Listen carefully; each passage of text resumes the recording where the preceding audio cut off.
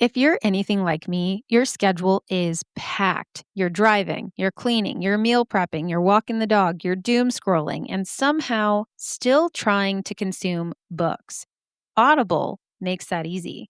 You can listen to true crime, thrillers, memoirs, paranormal deep dives, basically all the spooky little treats that your brain craves, while doing literally anything else. I love throwing on an audiobook while I'm cooking, grading papers, driving, or pretending that I'm going to organize my house. And right now, you can start a free trial and get 2 audiobooks on us. Yes, 2. So whether you're into murder mysteries, creepy history, or a comfort listen to calm your nervous system after this episode, Audible's got you covered. Check the link in the show notes to get your free trial and grab your 2 audiobooks today. Your ears will thank you.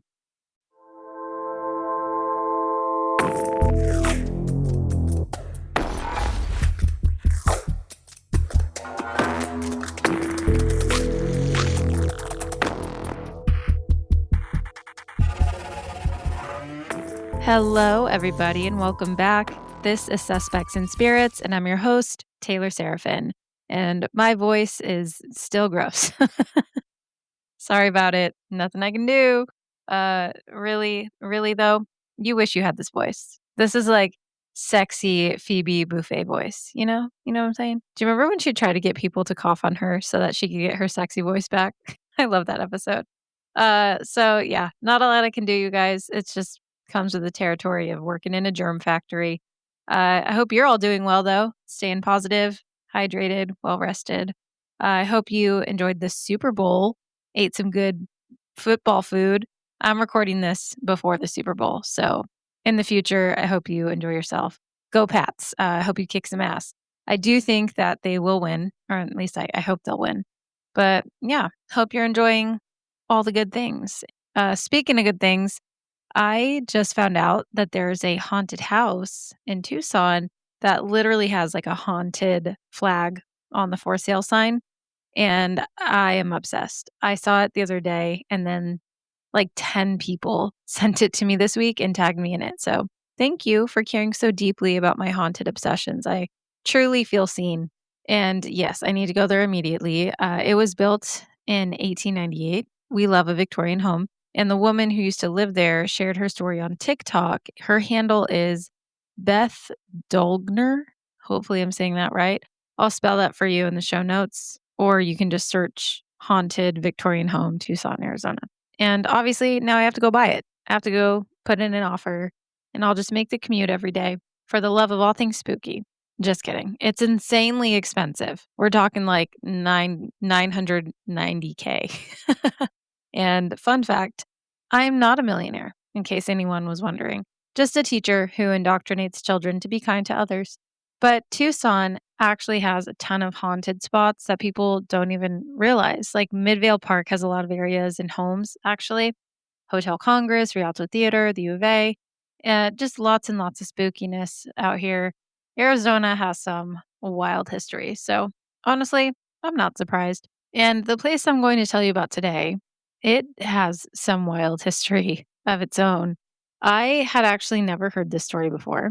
My husband watched a documentary a few months ago, and he was like, "You've got to see this. Like, you have to watch it." So it went on my list, the ever growing list of books and docs that I save for the podcast. And it just kind of got like filed away for later. Well, it's later. Later has come because once he started telling me more about this case, I was like, hold on, wait a minute. None of that makes any sense. It's very suspicious. And I am so intrigued. Like, I need to know more. So that's what I've been doing for the last 4 days of my life. And I'm not even sorry because this story is fucking insane. If you love like government cover ups, UFO stories, alien stories, buckle up, babe. Buckle up. You're about to get beamed up and probed. It is a wild ride. But before we begin today's paranormal episode, go ahead and click that subscribe button, leave an Apple review, Spotify, or YouTube comment, whatever you fancy, and then sit back and enjoy. But also prepare to say what the fuck about 50 times. And then share this with a friend who loves a good conspiracy cover up or just a wild alien story. With that being said, let's dive in. Today, we are talking about the Varginha Incident. A lot of the information I'm sharing with you today comes from the documentary called Moment of Contact by James Fox. It is phenomenal. My husband was not joking when he was like, "You have to watch this. It's so good." I was fully invested like 5 minutes in. Highly recommend you go watch it. I watched it on Tubi for free, so you probably can too, and I will link it in the show notes for you as well. This case is considered to be one of the most well-kept secrets in the military circle of Brazil. And it seems that Brazil has been kind of a hotspot for paranormal, strange, or like extraterrestrial sightings and experiences. So I'm going to give you guys a quick little brief history of some things that have happened over there. The ones that we know of are the Colares incident, which happened in 1977. That one happened in the Amazon region of Brazil. Locals reported being attacked by beams of light from UAPs, which stands for unidentified anomalous phenomena. These caused burns and blood suction, which was crazy. The Brazilian Air Force investigated this and documented hundreds of photos and hours of film. So that one's really interesting to look up if you don't know about it. There's also the Night of the UFOs, which happened on May 19th in 1986, where numerous unidentified flying objects were detected by radar and visually confirmed across Sao Paulo, Rio de Janeiro, Minas Gerais, and Goiás, prompting a military response. And I'm so sorry if I butchered any of those names. I don't speak Portuguese, but I did my best. One of the others is the Antonio Vilas Boas abduction from 1957. That was when a farmer claimed he was abducted by humanoids on a ship, describing a forced sexual encounter and a tour of the vessel, marking one of the earliest widely known abduction stories. And honestly, a lot of people who say that they've been abducted have like weird forced sexual encounters, like they're assaulted by these aliens because they are trying to figure out our reproductive systems, I guess. I don't know, but I vote no on that. That's a big no. They got to stop that. Alien or not, like that's never okay. So there's that, and then there's also another UFO sighting in 1958 off of the island of, I'm so sorry, I'm going to butcher this, Trindade Island, where sailors on a Brazilian naval ship photographed a disc shaped object with a ring hovering near the island. And then, of course, there's one of the most famous events that I think most of us have heard about or know about, and that is the Ubatuba event from September of 1957, when a witness reported a flying disc that was climbing rapidly just before it exploded into a shower of thousands of fiery fragments. And then those fragments were later sent to a journalist and analyzed, appearing to be extremely pure magnesium, with some tests showing strontium impurities. And while some earlier studies suggested an extraterrestrial origin, studies in 2017 and 2018 using advanced techniques found that magnesium isotope ratios fell within terrestrial limits, though trace elements were inconclusive. So, the story, though, came from an educated anonymous writer. And while some believe it was a hoax, others consider it a very significant UFO incident over there. There have also been recent reports, as recent as 2025, where reports continued with sightings of anomalous lights in Sao Paulo, that was in July, and Piauí in December, exhibiting unconventional aerial behavior. And there are documented photos and even video from many, many of these sightings that I just mentioned. So that's just a brief little history of the weirdness in Brazil. But this story today, this one in particular, is unlike any other paranormal story I have ever heard. And I've heard a lot. Barney and Betty Hill is still one of my favorite stories, and I will always believe them. Now, to start this story, I am going to tell you all of the events. We're going to get into each witness, their experiences, how exactly the military tried to spin this, the aftermath, and of course, we're going to talk about theories and questions and possible debunkings. All of it. We're getting into all of it. Okay. Put on your tinfoil hat with me and sit back and enjoy. Let's set the scene. It was January 20th, 1996. The sun was high, the air was thick, Kids were walking home from school, neighbors were sweeping sidewalks, people were doing, what people do, moving slowly throughout ordinary routines, unaware that by nightfall, Varginha would become one of the most unsettling UFO cases in modern history. It was just after 3 p.m. when three young women turned down a quiet residential street. They were sisters. Their names were Leliani, Katya, and Valkyria Silva, and they were aged 14 to 22. They were laughing, talking about their day when one of them noticed some graffiti and walked toward it. And it was in this empty lot off the street. And as they walked toward the graffiti, they saw something else, something crouched against a concrete wall inside of that vacant lot. At first, they thought it might be a child, but then they realized it was not moving like one. The figure was very small, maybe 4 feet tall. Its skin looked dark and oily, almost brownish red, like it was wet or coated in something, kind of membraney. Its head was enormous compared to its body. It was bald, it was bulbous, and its arms were long and thin. Its legs were folded tightly beneath it. But what froze them in place were this thing's eyes. They were large and red and completely unblinking. The girls initially got very scared when they saw this thing, but one of them noticed that it also looked scared, maybe even injured, but it was just as afraid of them as they were of it. Nonetheless, though, this terrified the girls, and they didn't really know what to make of this situation. The girls described a very powerful smell in the air, too. It was a sharp, chemical, almost like a mixture of sulfur and ammonia smell. And for a few seconds, no one spoke, no one did anything. They just kind of stared at this thing. But very soon, complete fear took over them because they all realized what they were looking at was something otherworldly. So they ran. They sprinted home, screaming, sobbing, barely able to breathe. And when they burst through their front door, they were hysterical. Their mother thought that they had been attacked or something based on how they were behaving.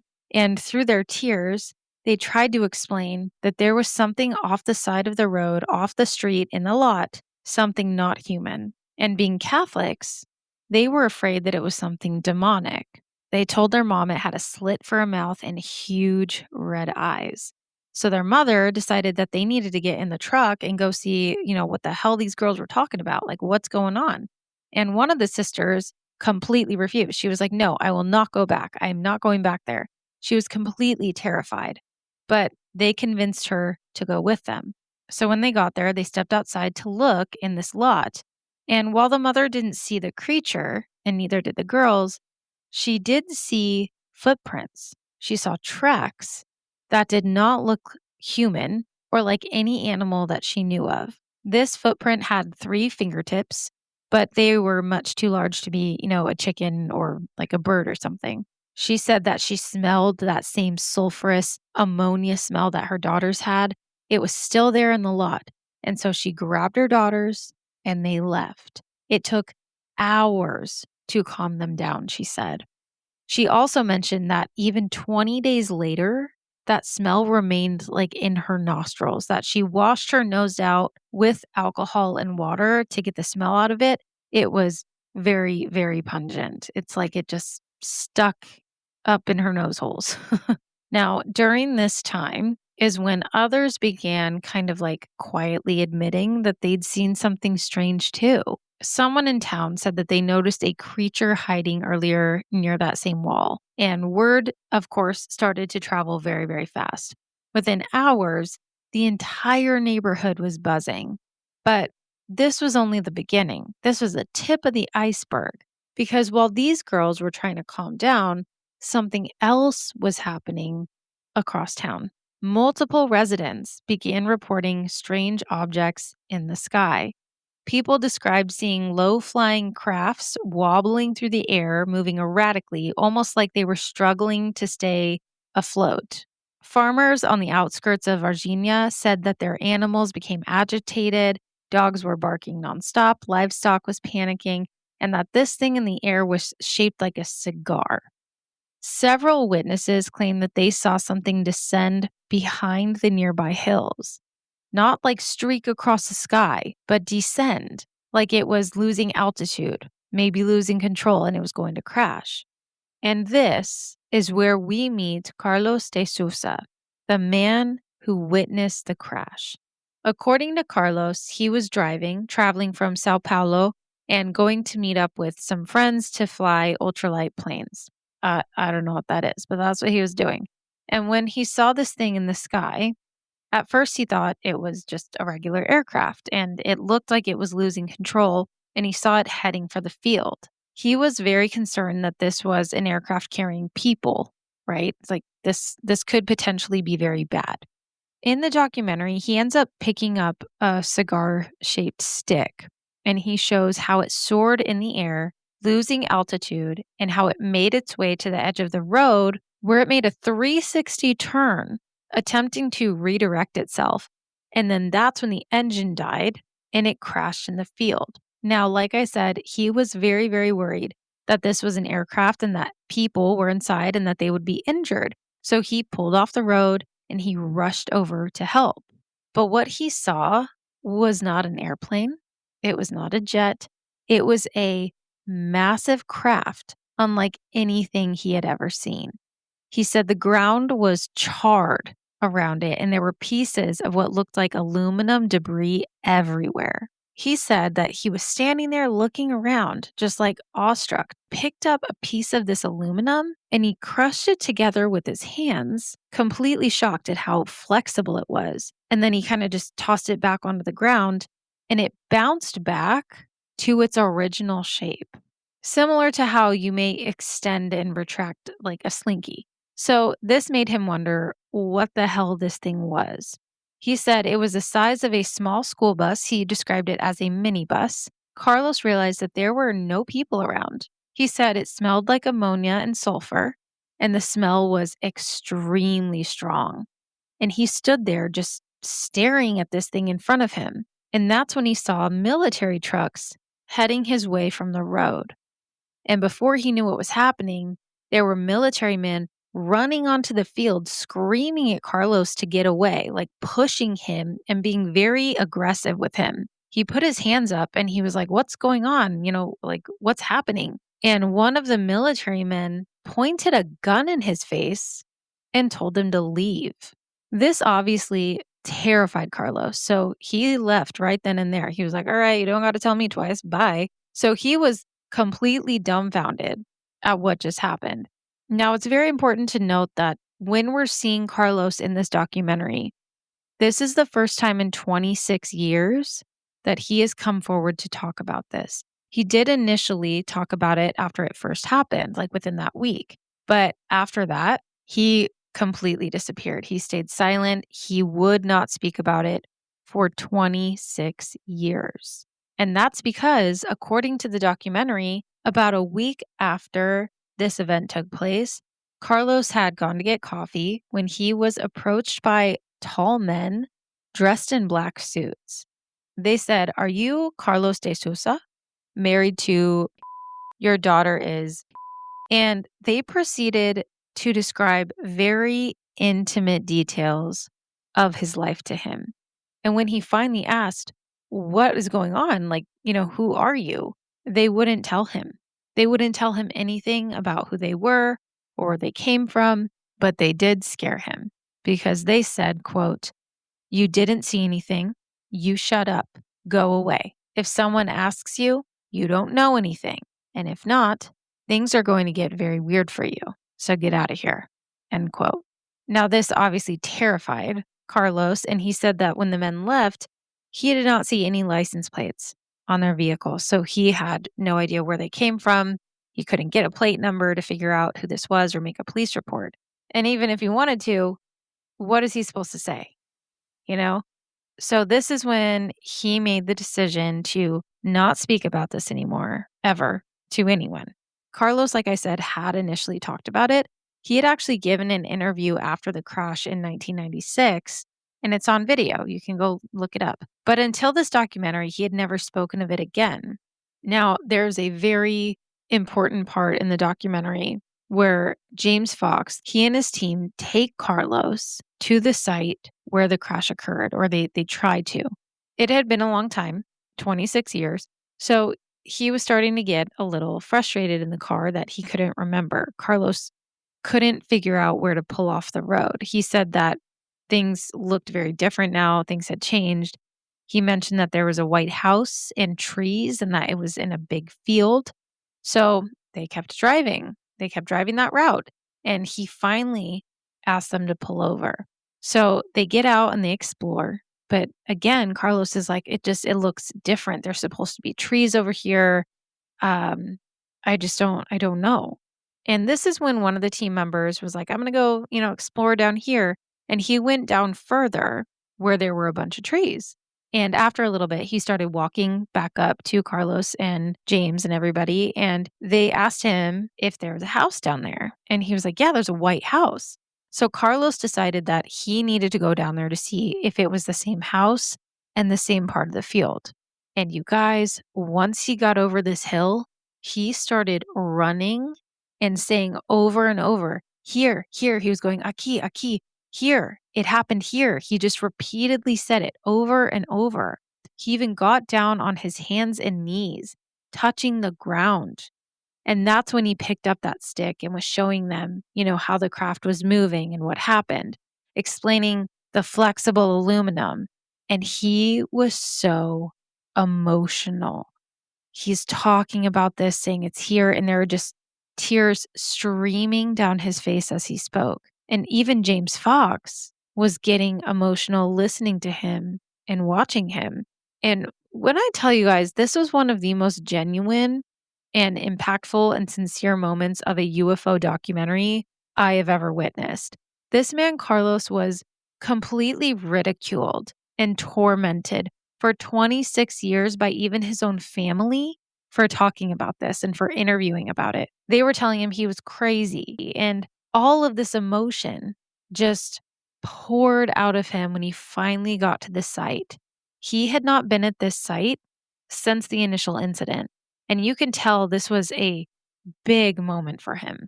Now, Carlos and the girls, they were not the only people to witness strange things happening that day. By early evening, military vehicles started appearing on Varginha streets. Not one or two vehicles, not just like a couple. Huge convoys, green army trucks, uniformed personnel, and they were placing roadblocks in certain areas, very close to where the girls had claimed to find this creature. It wasn't subtle at all. People were leaning out their windows, shop owners stepped outside, children were pointing at the military, like something very serious was going down. Residents would later say it felt like the town had been quietly placed under temporary occupation.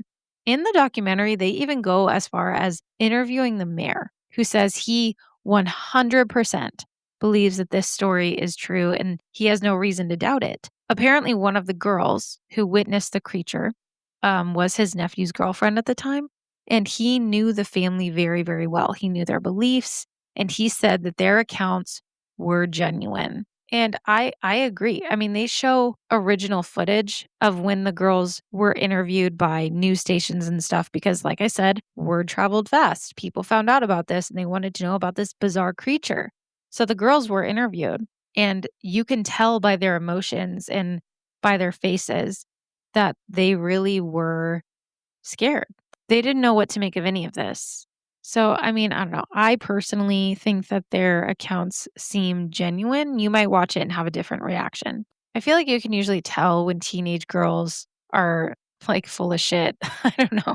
You can tell when they're bullshitting you. These girls seemed genuinely scared, but that's just me. There was also a man that they interviewed in the documentary who worked for their local news station, and he also stated that when they attempted to go to the location where that creature had been spotted, military personnel told him that he could not pass and that it was an issue of national security, which is weird because later on, the way that they tried to explain this wouldn't necessarily be grounds for a threat to national security. And we will get into that in just a little bit. But around the same time, where the girls witnessed this creature, Carlos witnessed this incident in the field, and military was taking over the town, witnesses claimed that Brazilian soldiers captured a strange being in another part of the city. So now there's more than one. According to multiple accounts, this creature was restrained and loaded into a military vehicle. The other one had reportedly died, but both were being transported under armed escort. And where they were taken next is one of the most bizarre and chilling parts of this story, because locals say at least one of those beings ended up at the hospital. Staff at the regional hospital of Varginha later spoke anonymously to investigators. Nurses described a wing being abruptly sealed off, and doctors said that they were instructed not to discuss what they treated that night. Some reported burns or scratches on their arms afterwards, and several described the same overpowering ammonia like smell. One medical professional later claimed that this being had unusual skin texture and biological characteristics that they could not explain. And that guy, that professional, was the radiologist. Now, this radiologist, he chose to remain completely anonymous in this documentary because he feared the repercussions. So they sat him down, they filmed from the back, and they disguised his voice. And according to this radiologist, military police had come into the hospital with a large black body bag, and they told him not to ask any questions and that he would take x-rays for them. So he did as he was told. They then unzipped this creature on the steel table, and he proceeded with the x-rays. He said that none of these men spoke. None of them. They didn't say a word, but they watched him like a hawk. He goes into detail about the x-rays that he took, just of the regions of this creature. He said he did, legs, arms, thorax, skull, abdomen. But he also notes that what was very interesting was when the x-rays were done, the military took them. They said he wasn't allowed to examine them or see the films at all. They told him, quote, "Your job is done. Don't comment on what you saw or what you did," end quote. So he didn't really know what to do with this. Normally, his job is to take the x-rays, he examines them, he makes sure that he did them properly and that nothing is blurry, anything like that. So that's weird. And then this radiologist also said that the smell was terrible, like ammonia and sulfur, and that this creature did not look like any animal or any human. He said it had V-shaped feet and was very oily and brown, almost silicone-like, with a horrendous stench. The smell was so bad that they had to shut down that wing of the hospital temporarily. They could not treat anyone in there. And for about 3 to 4 days, even after disinfecting and cleaning from top to bottom, people complained of the odor. And during the time that the military was in the hospital with the being, there were military presence outside as well. They had backed into a gate and gotten the creature into the hospital, and they said no one out, no one in. They did not want anyone seeing what they were up to. And just wait, because it gets weirder. This whole story is freaking nuts. And it's all verified by multiple people. The conspiracy theorist in me is ready to solve this right now. But let's talk about someone else for a moment. And this is a very, very big part of this story. The person that I want to talk about is a young military policeman named Marco Eli Chirisi. Marco was just 23 years old, just a spring chicken, and according to witnesses, he assisted in capturing one of the creatures. I believe the one that remained alive. He had handled it directly without any gloves or any protective gear. And within days, Marco became violently ill. He developed a fever, he had pain all over his body, he had dark lesions on his skin. Doctors really struggled to understand what was happening. It's like his body was attacking itself, and his condition deteriorated rapidly. His organs began failing, And on February 15th, less than a month after the encounter, Marco Eli Cerisi was dead.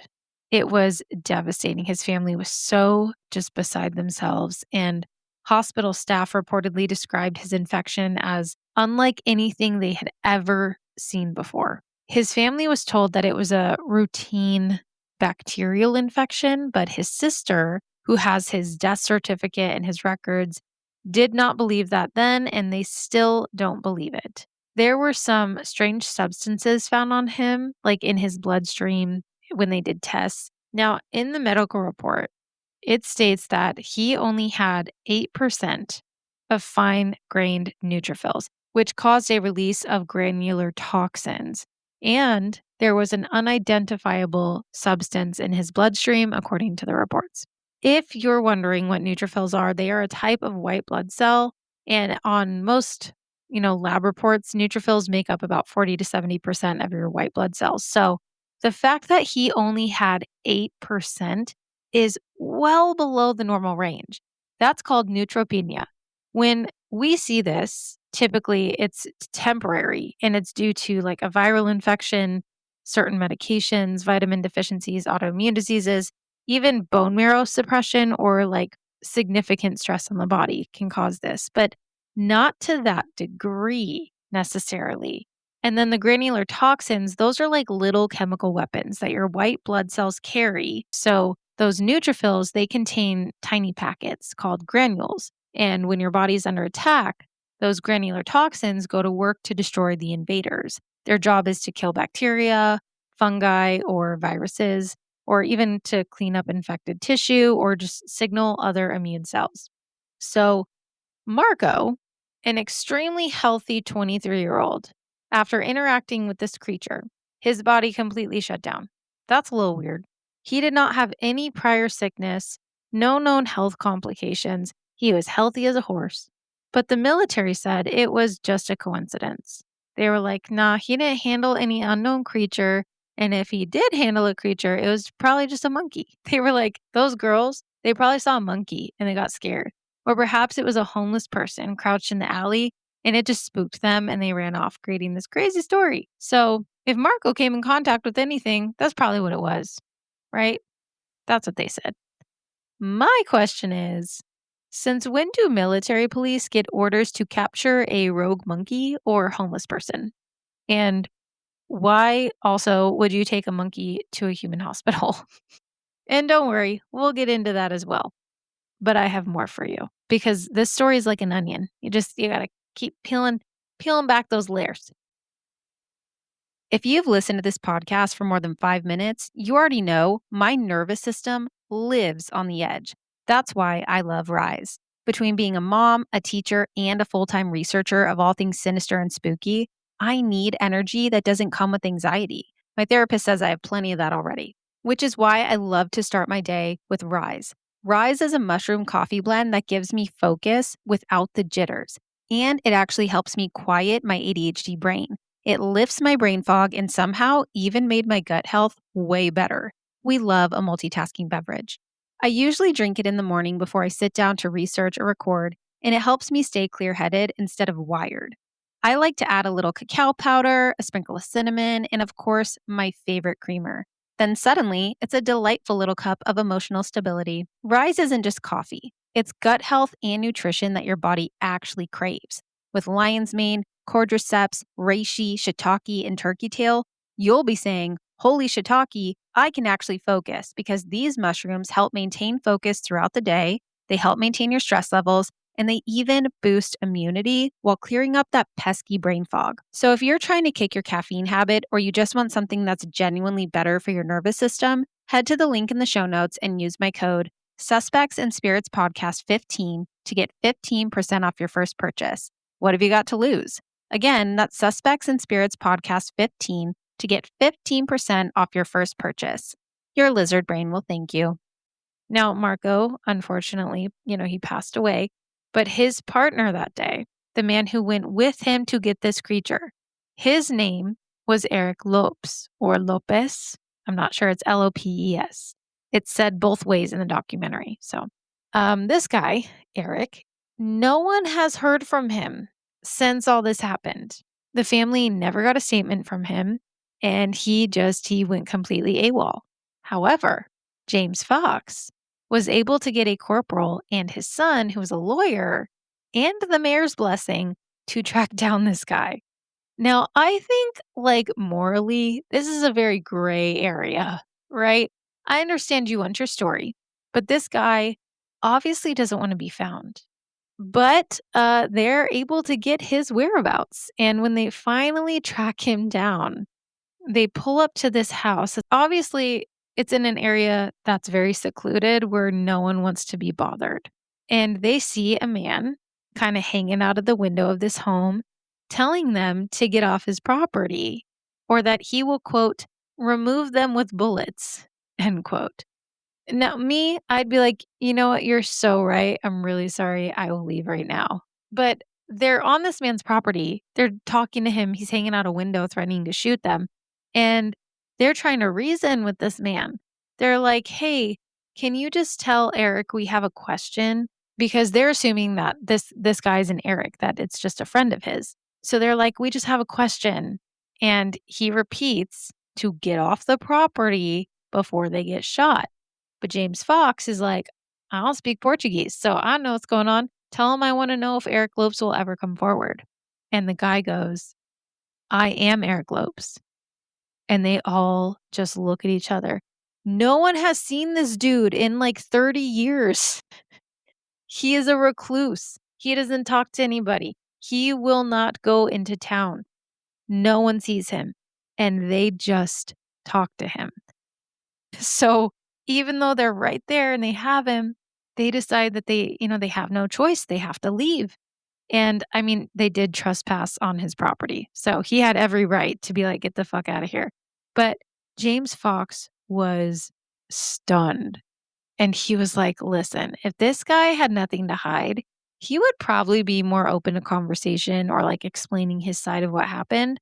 But he was not happy about it and he was not talking. Nope. So James Fox found this to be very telling. And I too agree that it is also telling.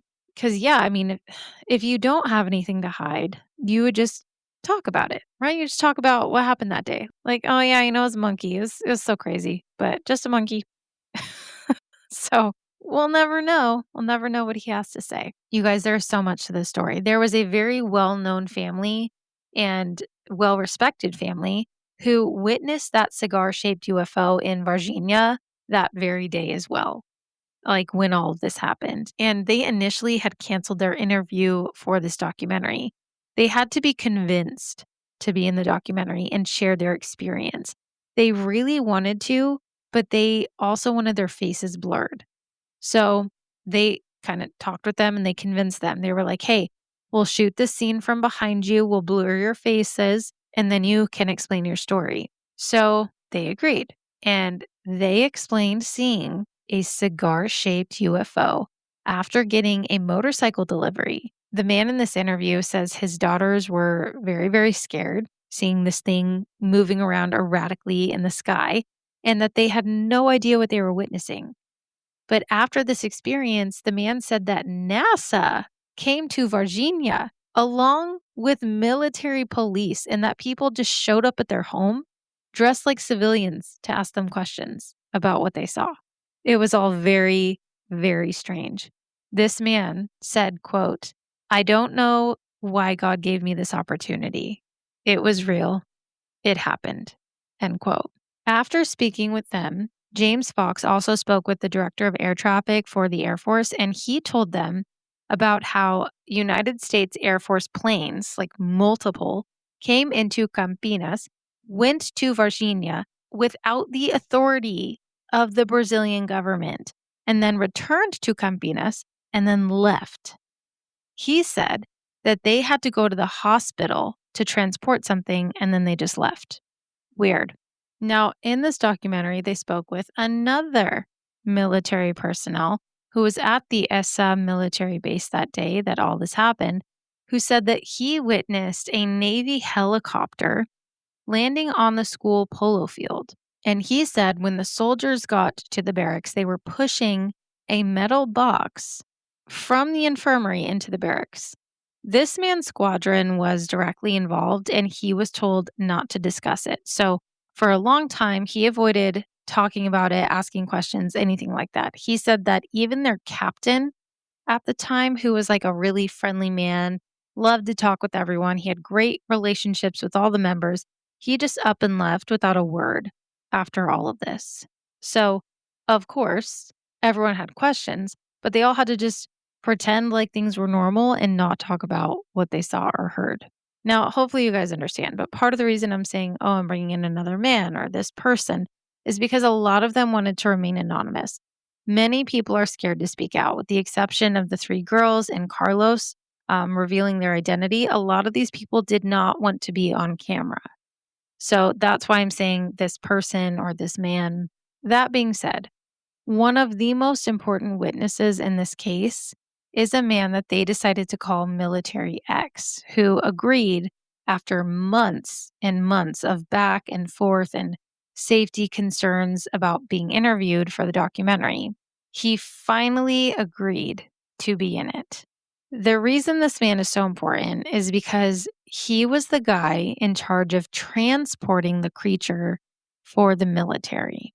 Now, they filmed this interview, but again, they did it similar to the radiologist and the family. They filmed him from behind, and they also made sure to disguise his voice while he gave his testimony. According to Military X, around 9:30 on the day of January 20th, 1996, he was summoned to the colonel's office to prepare trucks for a mission.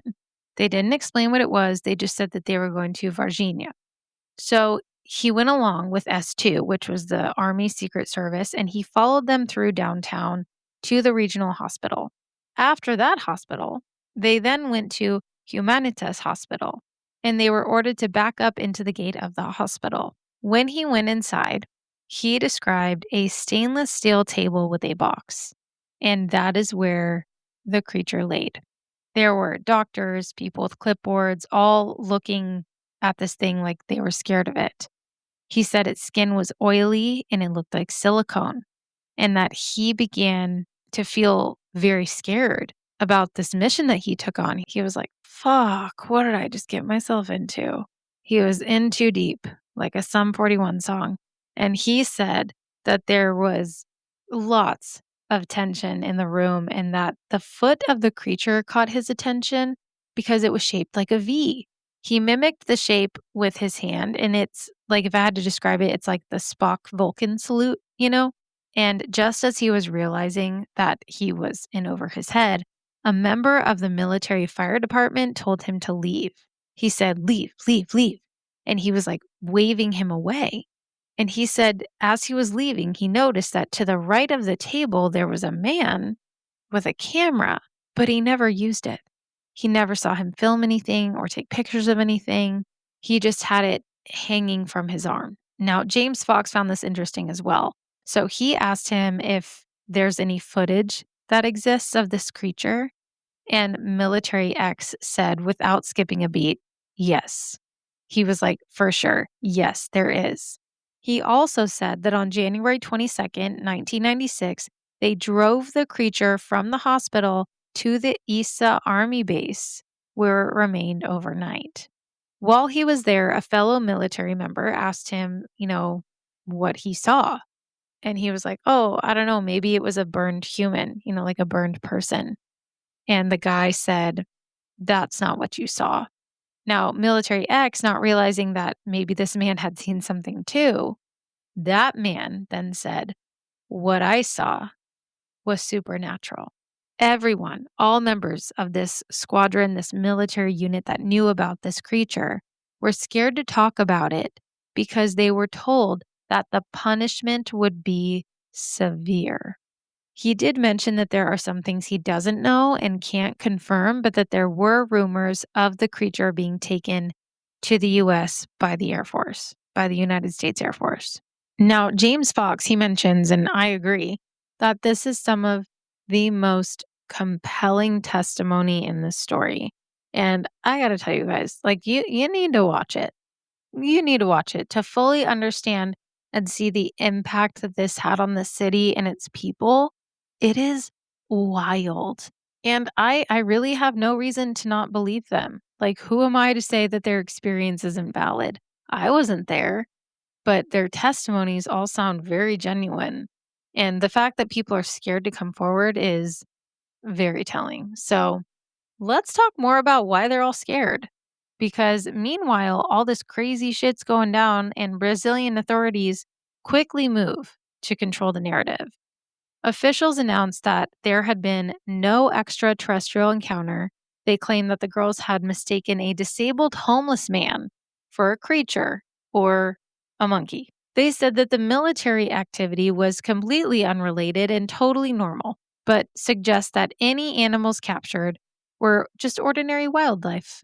But this explanation made no sense to people who lived there, to anyone who witnessed what was happening. Hospitals don't isolate wings for homeless men, and soldiers don't convoy monkeys through city streets. And 23-year-old police officers don't just suddenly die from mysterious infections days after handling wildlife. In 30 years, the girls in Carlos's story never changed. Neighbors never changed their stories either, and the medical workers quietly stood by what they had seen. In fact, those girls, those three girls from the beginning of the story who saw the creature in the lot, they were bribed. Their mother told James Fox that one evening after everything happened, it was around 9 p.m., they were all getting ready for bed when there was a knock at the door. And she figured it was just the press or something because, the girls had given statements on television about what they had seen, kind of similar to Carlos, right? But this was not press. It was men. Four men dressed in all black, the men in black. One of them had a clipboard. And according to the girl's mother, one of the men said, quote, "We are here to make a great proposal to you. You can become very rich right now if you want," end quote. And at first, she didn't really understand. It was late and she was tired. They'd had a crazy day. But then the man said, quote, "Tell the girls they saw nothing. This is a briefcase of money, and it's money that can only be spent outside of Brazil," end quote. And this is when the light bulb went off for this mama. She was like, "Oh, you're trying to buy my silence." And she flat out refused. She said, "I don't want your dirty government cover up money." Only she didn't say it exactly like that. She just flat out was like, no. She refused to portray her daughters as liars. And then she told them to get out of her house or she would call the police. And they left. I would like to mention that not a single person ever tried to make money off of this story who was directly involved. They were too scared to talk about it. Even Military X said that, he could come forward, he could write his story and get money and risk his life, but he works for an organization that suppresses his story. They don't want him to speak out about it. He was scared for his safety and the safety of his family since he was actively involved as a member of the military. None of them ever tried to make a dime. Military X told James that they now held his peace in their hands. He thanked them for the opportunity to tell his story, even if it had to be anonymous. And he told them, quote, "May you continue your research. Don't ever be discouraged. Don't let this go," end quote. The girls said that they had wished it wasn't them who'd seen this creature because even to this day, they go through so much mockery and torment. And now they can kind of see things from a different perspective, as adults. But they said as teens and young women at the time, it was very, very hard. They were like pariahs, basically. Now I feel society is a little more open to the concepts of, aliens, UFOs, stuff like that. But I can imagine that is so frustrating because you see something that is real. And it's this golem looking creature with big red eyes that smells like bad eggs. And a lot of the people don't want to believe you. They're like, "Oh, you mean a monkey? I bet it was a monkey. Oh, you girls are so emotional. It was just a monkey or a homeless man." And that is infuriating. Like, I believe these girls, but there was someone who was sticking to the narrative that nothing happened, and that was General Lima. Because on May 8th, 1996, Issa held a press conference where General Lima spoke because he claimed there was nothing to hide. So he was going to speak about it and that they were just, working for the army and the nation. He was extremely vague in all of his statements, I will say. And so a reporter was like, "Hey, can you prove it? Can you prove that you were just working for the army and the nation and that nothing weird is going on?" To which Lima responded, quote, "Proof to whom?" And so the reporter was like to the press, to us. And General Lima was like, "Why?" And the reporter asked him, he said, "Don't you want to prove the facts?" And that's when General Lima said, quote, "I don't have to prove what I said. I said everything I'm going to say." End quote. Which, kudos for boundaries, snaps for boundaries. But also, your guys were saying it was a matter of national security. I'd love to know what kind of monkey or homeless man presents a threat to national security. I'm just curious. So after this, years passed. The incident faded from headlines, but it never truly left Varginha. People still talked about it in hushed voices, and children grew up hearing about the creature. Locals referred to it as Brazil's Roswell. And now there's a huge flying saucer in the center of town as like a memorial to the event, which I think is super cool. But even skeptics admit that the official explanations didn't really align with documented movements of Brazilian armed forces that day. The moment of contact film revealed how evidence has been quietly buried and how witnesses were discouraged from speaking and how key records had vanished. Fox concluded that Varginha represents one of the strongest mass witness UFO encounters on record. But still, not everyone agrees. Skeptics argue that the girls just misidentified a man with disabilities. They claim that Marco's death was bacterial and they say that military movements were routine. But believers point out something very important. This wasn't just one person seeing lights in the sky. This was multiple civilians, medical professionals, soldiers, an entire town, and one young man who didn't survive. So, whatever happened in Varginha on January 20th, 1996, involved coordination, secrecy, and consequences. Something was recovered, something was transported, and someone paid for it with their life. So, what was it? Was it an extraterrestrial, a biological entity, an interdimensional visitor, a classified military experiment gone wrong, or something we just don't have the language for? There are alleged videos out there, but in the days of AI, it's easy to say something is real when it's not, especially in these cases. Now, I do want to kind of take a closer look at some of the big questions, the theories, and the debunkings for this story because there are always going to be skeptics. So let's hear the main arguments again, and I will put in my 2 cents. So here we go. Questions, theories, debunkings. There is, as we know, a documented history and then an official government history. And those two things do not match in this case. But the Brazilian government sticks to its official version. And that is that there was no UFO, no crash, no beings. And officials do claim that the three Silva sisters mistook a local homeless man with mental and physical disabilities for a creature. The government position is basically he was reportedly crouched near the wall. His posture and appearance supposedly caused confusion, and that the red eyes were just dismissed as fear induced exaggeration. This was presented as the primary explanation for the initial sighting. And their second explanation is that any creature captured was, just an animal. Soldiers were transporting a sick or injured animal, often implied to be a monkey or similar wildlife. The animal allegedly came from a local zoo or rescue effort, and that no non human entities were ever captured. Here's the thing, they never produced any photos. No veterinary records or transfer documents to support this. They just said, hey, we're the government, so believe us. And we said, no. Their third explanation is that military vehicles were unrelated.